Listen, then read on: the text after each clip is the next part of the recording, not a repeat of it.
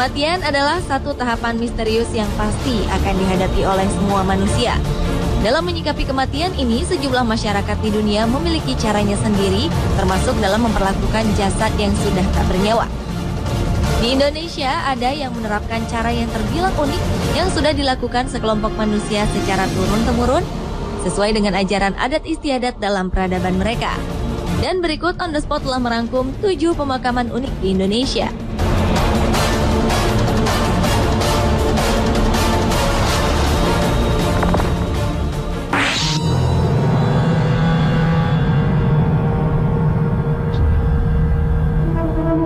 Diawali dengan pemakaman suku Dayak Benuak di Kalimantan Timur. Suku Dayak Benuak atau suku Dayak Bentian memiliki prosesi khusus untuk menguburkan jasad manusia yang sudah meninggal.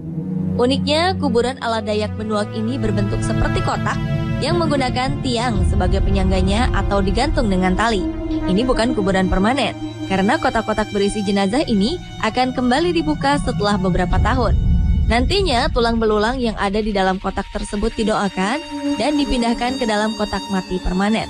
Konon, pada malam hari, di desa Dayak Benuak akan terdengar nyanyian-nyanyian pemanggil arwah.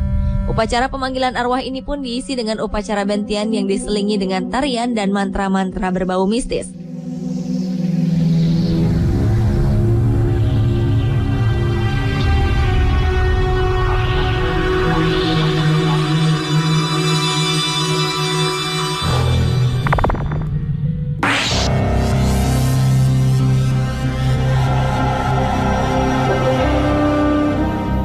Selanjutnya adalah pemakaman suku Asmat, Papua. Dalam tradisi pemakaman, suku Asmat dikenal dengan melakukan mumifikasi mayat, yaitu mengawetkan mayat dengan cara alami atau buatan sehingga bentuk awalnya tetap terjaga. Cara ini dapat dicapai dengan menaruh jenazah di tempat yang sangat kering, sangat dingin, atau tempat yang tak beroksigen, maupun dengan penggunaan bahan kimiawi. Dan mumi yang paling terkenal adalah mumi yang dibalsam, dengan tujuan pengawetan tertentu, terutama pada zaman Mesir kuno. Di Indonesia sendiri, praktik mumifikasi ternyata pernah diterapkan dalam kebudayaan dan sejarah Papua. Adanya praktik mumifikasi pada suku Asmat biasanya hanya dilakukan kepada kepala suku atau komandan perang. Tubuh mereka dimumikan dengan bahan-bahan tradisional untuk memuliakan kepentingan sejarah dan religi mereka. Hingga kini ada 3 mumi yang dapat dilihat di Wamena, Papua, yaitu mumi Aikima di Aikima, mumi Jiwika di Jiwika, dan mumi Purno di Asologaima.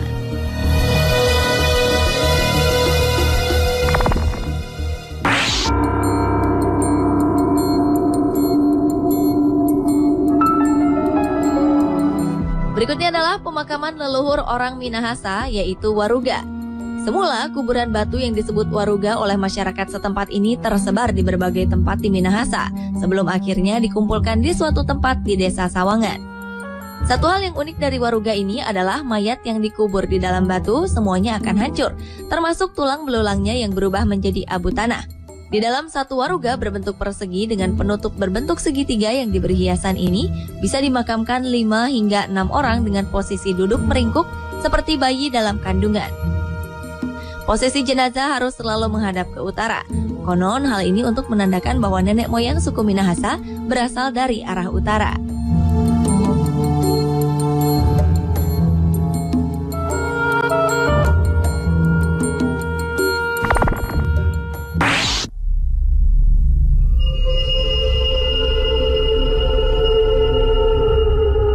Berlanjut ke wilayah Nusa Tenggara, di mana rakyat Sumba juga memiliki pemakaman unik dalam salah satu acara adat yang sangat esensial. Jenazah akan disemayamkan di rumah adat dengan berbalut kain tenun ikat sebelum dikuburkan.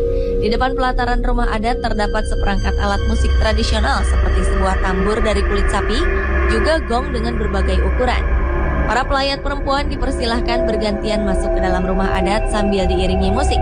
Mereka duduk melingkar dan menangisi mendiang sambil menyelipkan pesan-pesan kepada mendiang agar menjaga keluarga mereka yang sudah lebih dulu meninggal. Uniknya, setiap keluarga yang datang melayat diwajibkan membawa hewan ternak atau tenun ikat sebagai persembahan dan simbol persaudaraan.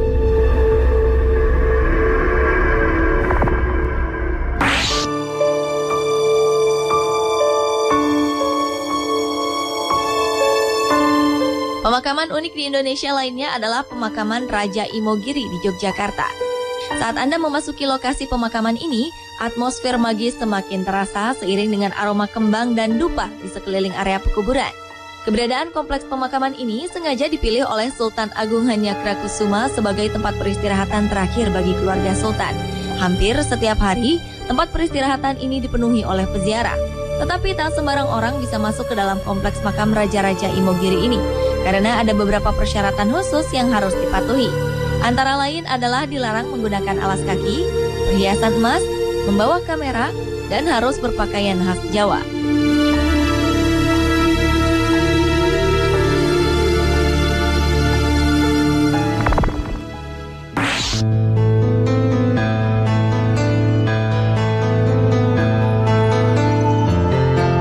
Pemakaman di atas tebing telah menjadi ciri khas Tanah Toraja di Sulawesi Selatan. Batu Lemo dan Batu Karang Terjalonda merupakan pemakaman khas Tanah Toraja yang paling terkenal. Pemakaman suku ini berbentuk 75 lubang pada dinding cadas yang merupakan hasil kreasi manusia yang luar biasa sejak abad ke-16 dengan cara memahat. Pemakaman ini didasari pada kepercayaan penduduk Tanah Toraja. Mereka meyakini bila letak makam yang tinggi akan semakin dekat dengan Tuhan. Aura kematian dan ritual mistis pun terlihat di makam-makam ini dengan adanya pandangan misterius yang berasal dari Tautau, yaitu patung pahat berbentuk manusia utuh yang terlihat hidup di atas tebing tempat jenazah disemayamkan.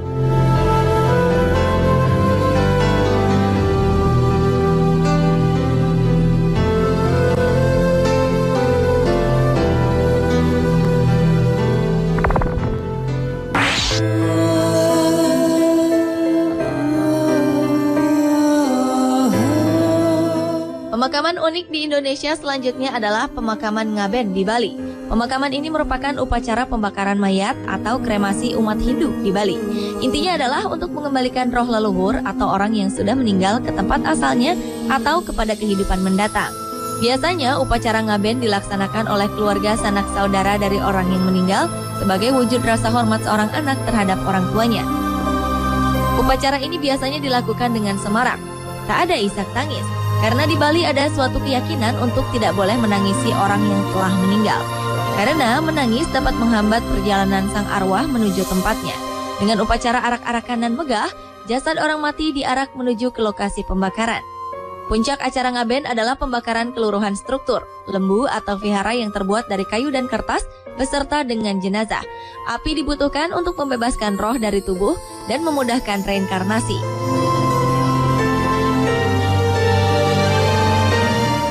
Pemirsa, itulah ketujuh pemakaman unik di Indonesia versi On The Spot.